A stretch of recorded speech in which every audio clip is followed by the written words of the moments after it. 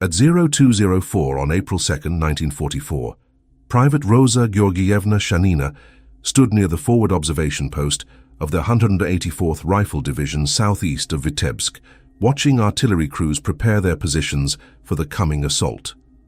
19 years old. Born in the rural village of Yedma in Arkhangelsk Oblast, daughter of a milkmaid and a logger. 3 years earlier, she had been teaching kindergarten children in the city of Arkhangelsk, reading stories, instructing young voices in arithmetic and letters. Now she held a Mosin Nagant rifle chambered in 7.62 mm, standing alongside 11 other female snipers under her command, each one prepared for combat operations that military doctrine suggested women should never attempt.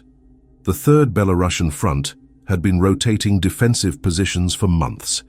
German forces held territory along the Eastern Front with trenches and fortified bunkers that had been constructed during months of static warfare.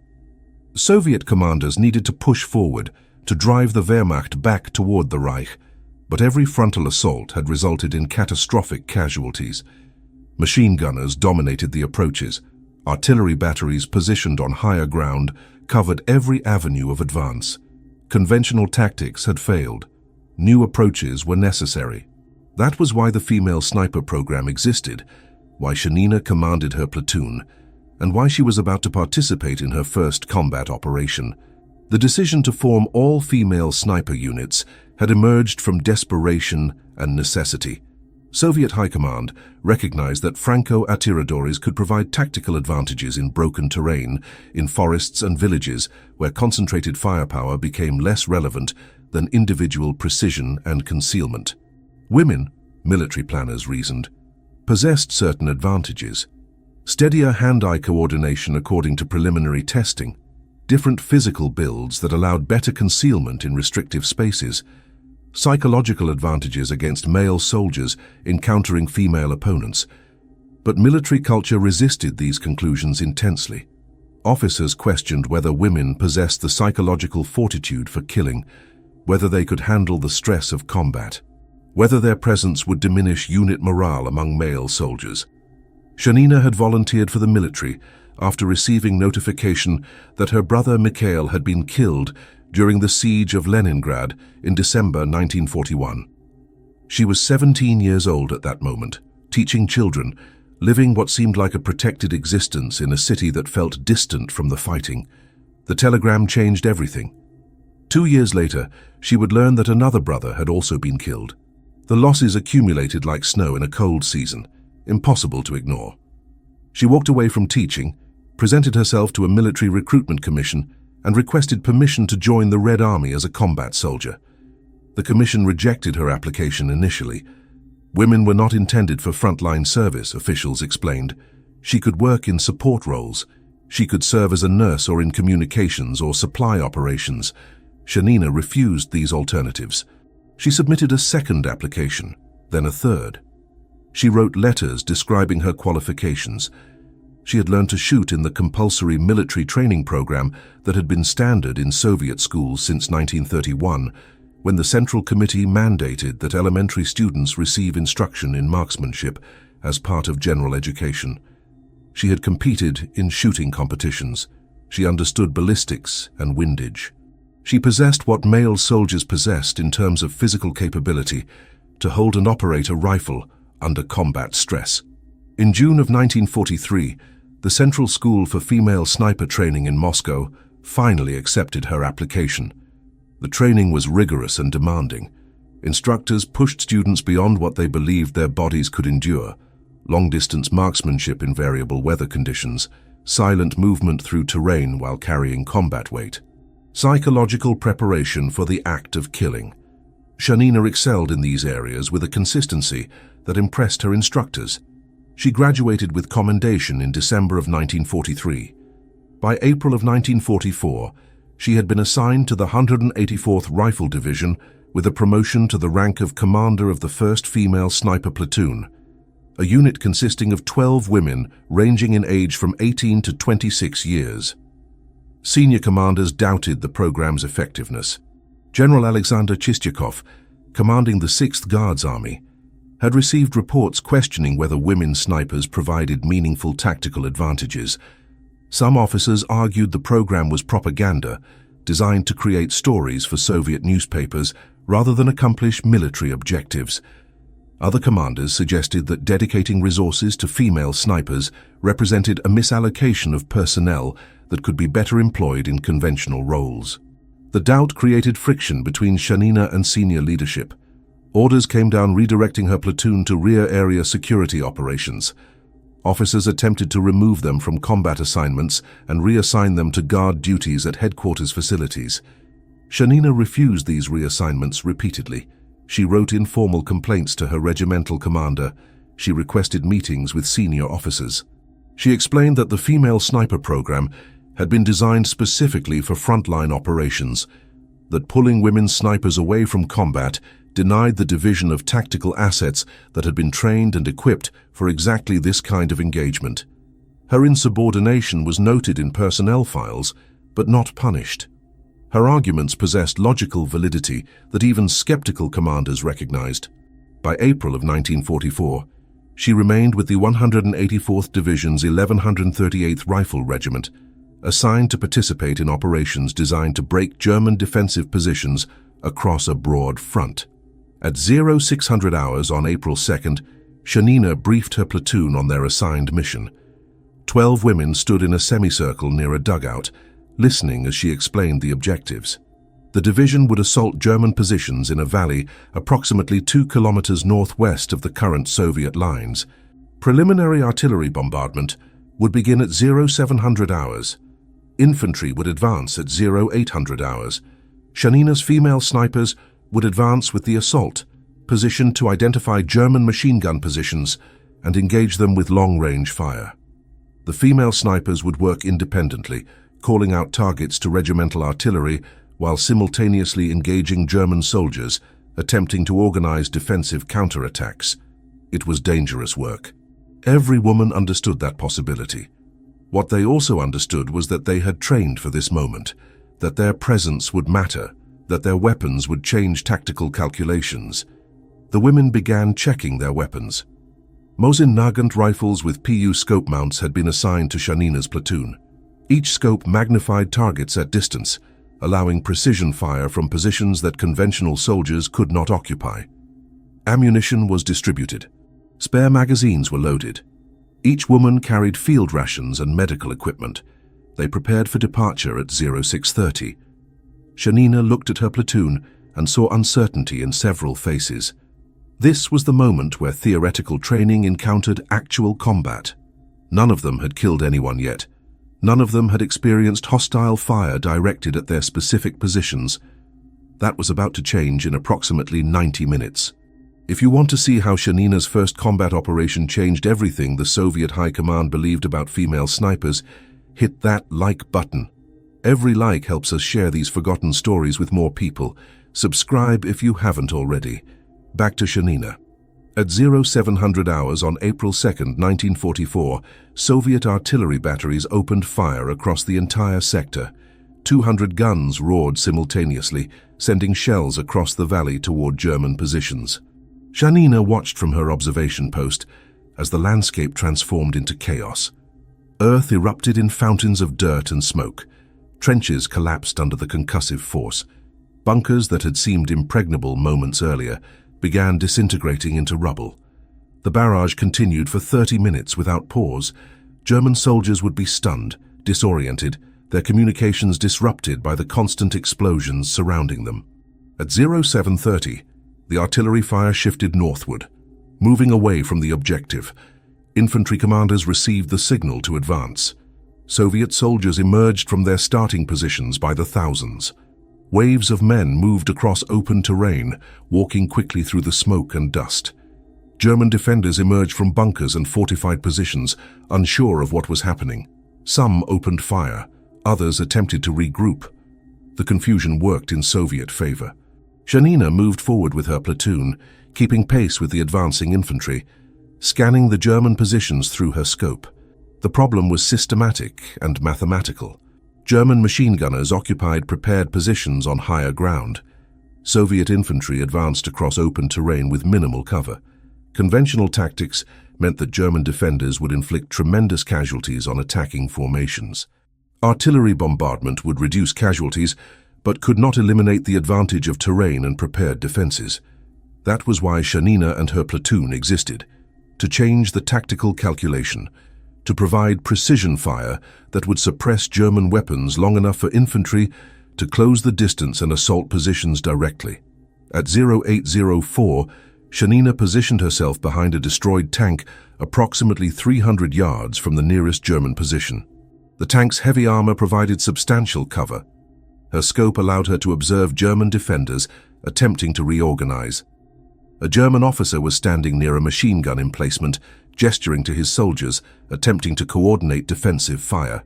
Janina calculated distance and wind. She adjusted her scope elevation. The officer was approximately 400 yards away, maximum effective range for her rifle. She squeezed the trigger deliberately. The shot was precise. The officer dropped. His soldiers panicked momentarily, uncertain where the fire came from. Several of her platoon members opened fire simultaneously from different positions, creating the impression that German positions were surrounded by concentrated force. German soldiers began abandoning their positions and retreating eastward. At 0808, Soviet infantry reached the first line of German trenches and began fighting hand-to-hand in the confined spaces. Grenades exploded in sequence. Bayonets clashed against equipment and bodies. The violence was immediate and chaotic. Janina's platoon ceased fire to avoid striking Soviet soldiers now engaged in close combat. The fighting lasted approximately 40 minutes before German forces withdrew from the first trench line. Soviet soldiers secured the position and began constructing new defensive works. Engineers prepared for German counterattacks that would certainly come during the evening hours. The first day of combat had ended. Janina's platoon regrouped near the captured trenches. Initial reports suggested they had contributed to the destruction of 3 machine gun positions and eliminated approximately 8 German soldiers through confirmed kills. 8 shots, 8 deaths, 8 families somewhere in the Reich who would receive notifications. The weight of those facts began settling on Janina's consciousness as the adrenaline of combat faded into exhaustion. One of her platoon members, a 20-year-old girl named Yevgenia from Moscow, looked at Janina with an expression combining satisfaction and horror mixed together. "We actually killed them," Yevgenia said quietly, her voice trembling slightly. "I saw the Germans fall. I fired the shots, but I can't believe they actually died." Janina understood the reaction completely. Military training prepared women for the mechanical aspects of warfare. Classroom instruction covered rifle operation and ballistics theory. Psychological preparation addressed fear management and focus maintenance. Training did not adequately prepare anyone for the psychological reality of extinguishing human life. That came only through experience and accumulated time processing the moral weight of individual decisions. On April 5th, Janina received her first individual assignment. A German counterattack was anticipated based on intercepted communications. Intelligence reports suggested German reinforcements were moving toward the division sector from the north. Janina was tasked with delaying those reinforcements by establishing a sniper position on a ridge overlooking the primary avenue of approach. She would work alone, without support, without backup. If German forces discovered her position, she would be unable to escape. She selected the site carefully. Thick undergrowth provided concealment. 2 large boulders created a shooting platform elevated above approaching troops. She settled into the position at 0600 hours in the morning. For 8 hours, she waited silently. German soldiers did not appear initially. At 1400 hours, she heard movement on the ridge. Voices speaking German filled the forest. A patrol consisting of 4 German soldiers was moving through the area, conducting a reconnaissance operation seeking sniper positions. They moved within her field of fire without awareness. Her first target was deliberate and calculated. She aimed at a sergeant moving ahead of the others. The shot was precise. The sergeant fell immediately. The other 3 German soldiers immediately took cover and began searching frantically for the sniper. Janina fired her second shot before they could locate her position. Another German soldier dropped. The remaining 2 men retreated, running back through the forest toward their lines. 2 shots, 2 deaths. 2 more German soldiers would not return home. The reality of what she had accomplished settled on her, like a physical weight settling onto her shoulders. She had not fired in anger during legitimate combat operations where confusion and chaos obscured individual responsibility. She had deliberately targeted specific human beings and extinguished their existence. She had become a killer. The distinction mattered in ways that military training had not adequately addressed. Shanina remained in her position until dusk, then withdrew to Soviet lines. At 1800 hours, she reported to her commander. 2 confirmed kills. The German counterattack did not materialize that evening. Whether her kills had deterred the attack or whether German commanders had made different decisions for operational reasons could not be determined. The result remained the same. She had accomplished her assigned mission. She had killed 2 German soldiers, and she had discovered something about herself that could not be undiscovered. She was capable of deliberately taking human life. She was capable of doing it repeatedly. She was capable of doing it with precision and calm deliberation. That realization transformed her from a uniformed teacher into something fundamentally different. At 0600 hours on June 22, 1944, Rosa Shanina stood near her regimental command post, observing the landscape transforming before her eyes. Operation Bagration had commenced that morning. The entire Eastern Front erupted in coordinated assault across a front spanning hundreds of kilometers. Soviet forces attacked German positions with overwhelming numerical superiority. Artillery bombardment exceeded anything that had preceded it. The ground trembled from concussive force. German defensive lines began crumbling almost immediately. Soviet commanders made the decision that morning to withdraw female snipers from frontline combat. The operational concept suggested that women should remain in rear areas where they would not be exposed to intensive casualties. Shanina received the order personally. She would relocate to divisional headquarters. She would coordinate support operations from protected positions. She would cease direct participation in assault operations. The decision reflected military bureaucracy and policy, not tactical reality. Shanina refused the order. She walked to the commander of the 1138th Rifle Regiment and explained that female snipers had trained specifically for exactly this moment. That withdrawing them denied the regiment of combat assets at the precise moment when those assets possessed maximum value. She requested permission to remain with advancing units. The request was denied. The order stood. Female snipers would withdraw to rear areas. That was final. At 0800 hours, Shanina took her platoon and advanced toward the front lines without authorization. She did not request additional permission. She did not notify headquarters of her movements. She simply moved her women into assault positions and began engaging German defenders attempting to organize counterattacks. Her actions constituted direct insubordination. Military regulations specified severe punishment for such violations, yet no one stopped her. Officers recognized that her presence mattered, that her skills changed tactical calculations, that whatever punishment regulations demanded could be administered later if necessary. From June 26 through June 28, Shanina participated in elimination of encircled German forces near Vitebsk. Her platoon killed approximately 16 Germans during those operations. By June 29th, her confirmed kill count had reached 34. The arithmetic of combat was brutal and relentless. Kill count accumulated like snow in a winter storm. Each name on her list represented a human being. Each represented a family somewhere. Each weighed on her consciousness, though she attempted to suppress those thoughts through focused attention on tactical objectives. At 0900 hours on July 8, 1944, Shanina received new assignment. Soviet forces were advancing toward Vilnius, the Lithuanian capital occupied by German forces for 3 years. The battle for the city would be intense and prolonged. Urban warfare always produced high casualties.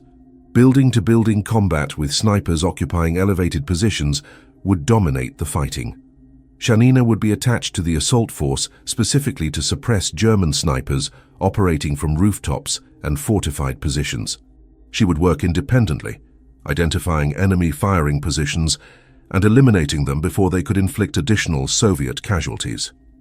The battle for Vilnius lasted from July 8th through July 13th. Janina spent those days moving through the city with forward assault units.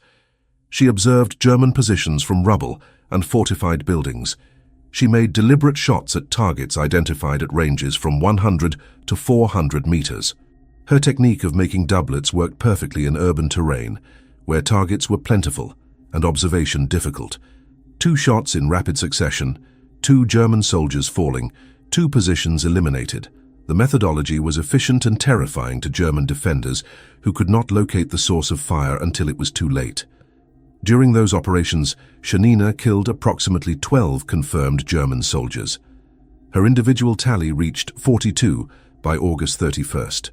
The Canadian newspapers reported her activities with admiration bordering on mythology.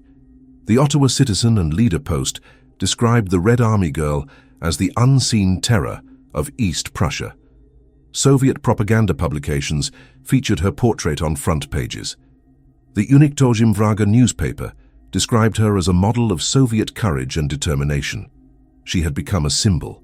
The transformation from rural teacher to propaganda icon had been complete. The reality was simultaneously more and less noble than the newspapers suggested. By September 17, 1944, Janina's confirmed kill count reached 51. She had been awarded the Order of Glory 3rd Class on April 18th. She received the Order of Glory 2nd Class on September 16th for bravery in various operations. Soviet leadership recognized her accomplishments officially.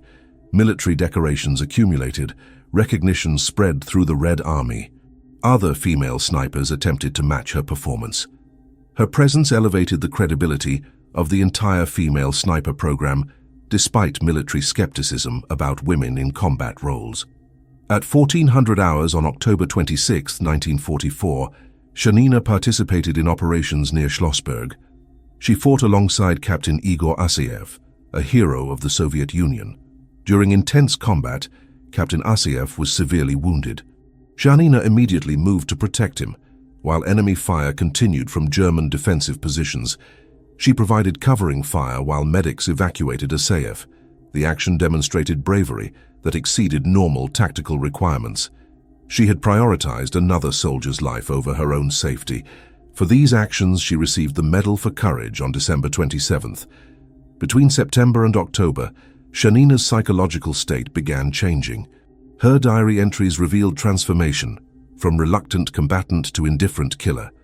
She wrote that she killed enemy soldiers in cold blood now, that the unconditional requirement to outwit and kill had become an irrevocable law of her hunt, that if she had to do everything over again, she would still strive to enter Sniper Academy and return to Frontlines. The words suggested complete transformation. The young woman who had collapsed in trenches crying after her first kill had become something fundamentally different, something that understood killing as simply another operational requirement. At 1200 hours on December 12, 1944, an enemy sniper fired from concealed position. The bullet struck Janina in the right shoulder. She described the sensation as being scalded with something hot. She reported that she had not felt genuine pain, simply heat and discomfort. She remained in position despite the wound. She continued engaging targets.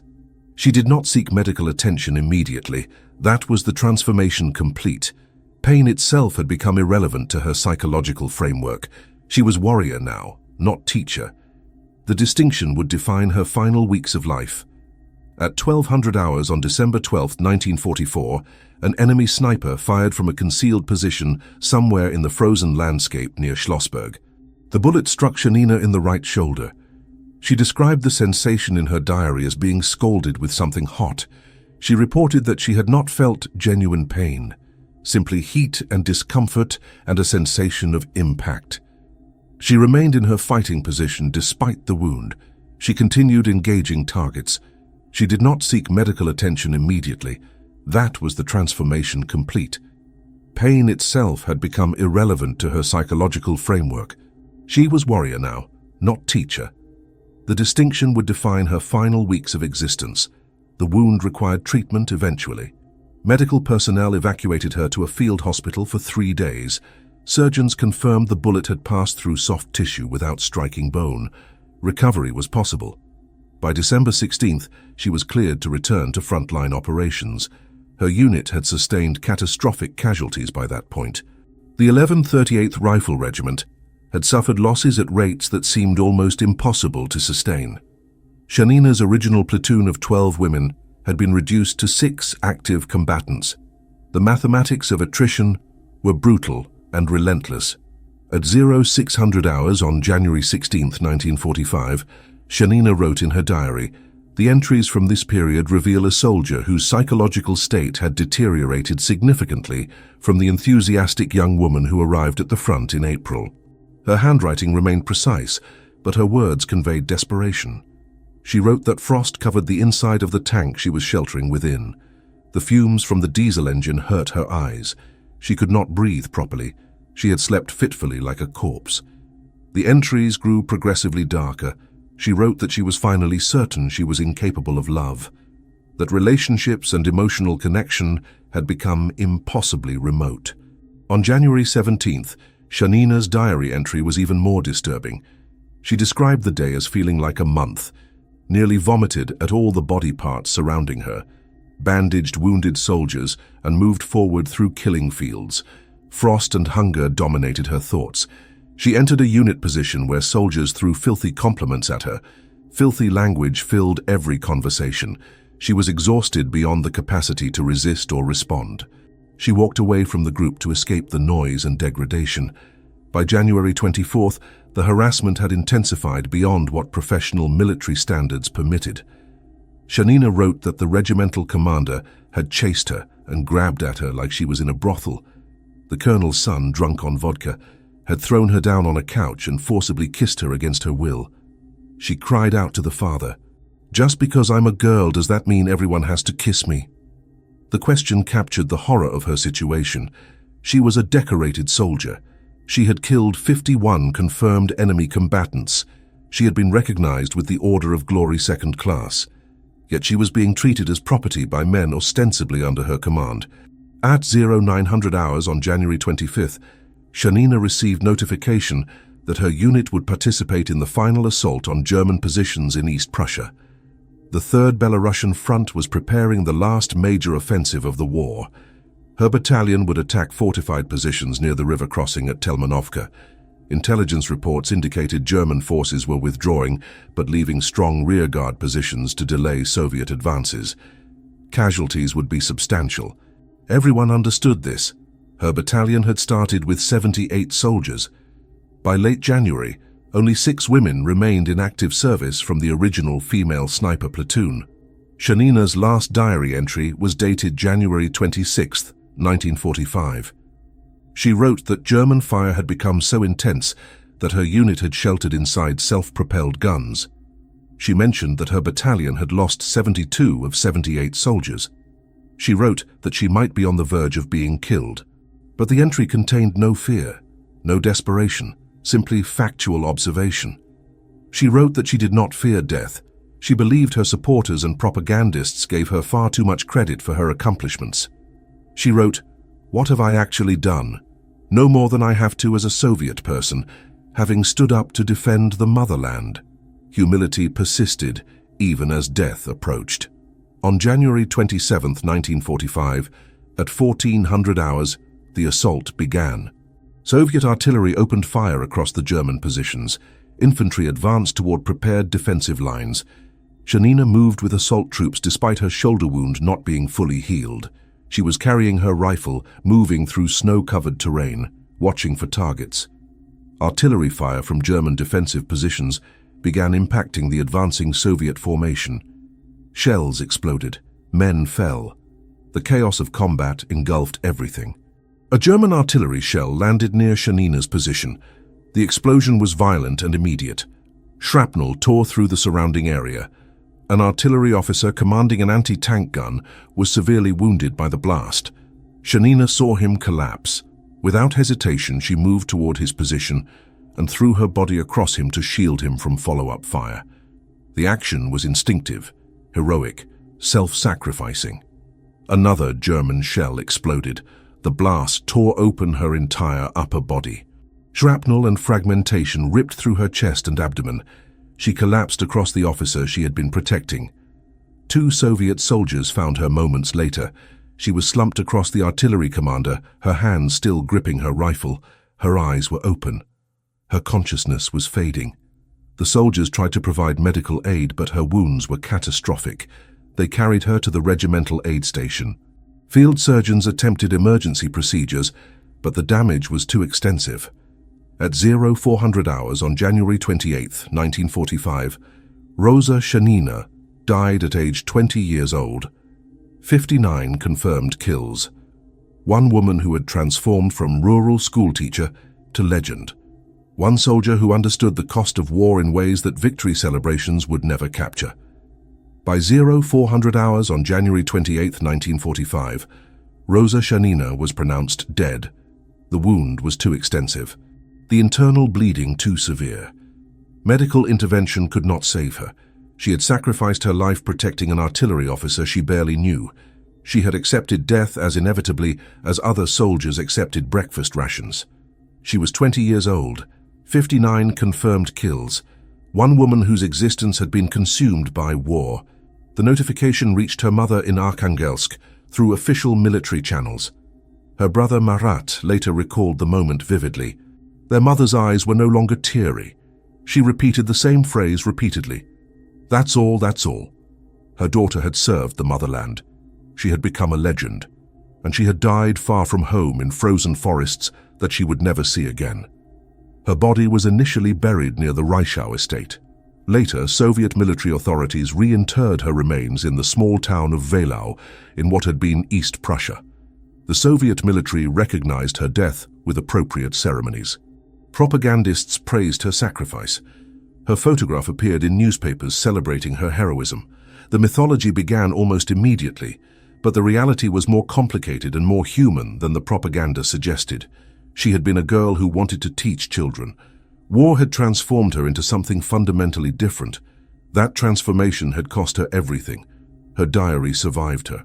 3 thick notebooks filled with personal reflections, psychological deterioration, and honest observations about the nature of combat.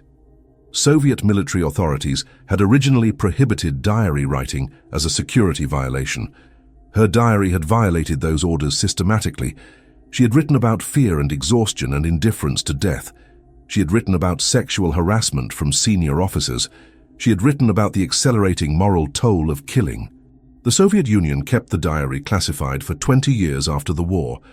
In 1965, Soviet authorities released the diary for publication. The timing was deliberate. The Cold War required heroes. Soviet female snipers represented national pride. Publishing her diary 20 years after her death removed the immediate threat that her honest observations might undermine military recruitment during wartime. The diary was translated into multiple languages.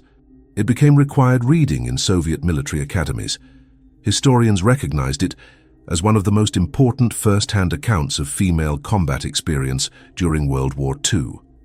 Between 1941 and 1945, approximately 2,484 Soviet women served as frontline snipers. The collective toll of their service accumulated to approximately 11,280 confirmed kills. Shanina represented something far larger than individual accomplishment. She was one woman among thousands of women who had defied military skepticism and proven that gender was irrelevant to combat effectiveness. Soviet propaganda had featured her as a unique phenomenon.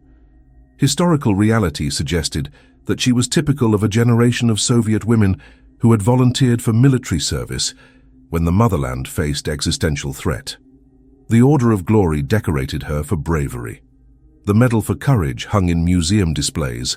Military academies studied her tactical methodology, but recognition could not capture what had actually happened. A girl had walked away from teaching children. War had demanded that she become a killer. She had accepted that demand and executed it with precision and courage. The psychological cost had been invisible to commanders who saw only statistics and confirmed kills. By the time anyone understood the true cost, she was already dead. On September 16, 1944, Shanina had received the Order of Glory Second Class, the highest recognition available to her rank. A Canadian newspaper had described her as the unseen terror of East Prussia. Soviet propaganda had made her face famous across the Soviet Union. She had become what military leaders needed her to be, a symbol, an icon, a representation of Soviet strength and determination. What she wanted to be was irrelevant. What she had actually become through the machinery of war was all that mattered. The East Prussian offensive continued after her death. Soviet forces captured Tilsit, Insterburg, and Pillau. The Red Army advanced on Königsberg. By the time they reached the German capital, Rosa Shanina had been dead for weeks. Her sacrifice had contributed to a victory that was already certain. Her death had changed nothing about the strategic situation. It had changed everything about how future generations would understand what war demanded from those who fought it. If this story moved you the way it moved us, do me a favor. Hit that like button. Every like helps us share these forgotten stories with more people across the world. Subscribe and turn on notifications. We are rescuing stories from dusty archives every single day. Stories about women who changed military history through individual courage and sacrifice. Stories about soldiers who faced impossible circumstances and refused to surrender. These women deserve to be remembered. They deserve to have their names spoken aloud. Drop a comment right now and tell us where you are watching from. Are you watching from Russia, where Shanina was born? From the frozen forests of East Prussia, where she died? From anywhere across the globe? Our community stretches across entire nations and continents. You are not just a viewer. You are part of keeping these memories alive. Tell us your location. Tell us if someone in your family served. Just let us know you are here. Thank you for watching, and thank you for making sure Rosa Georgievna Shanina does not disappear into silence. This woman deserves to be remembered, and you are helping make that happen.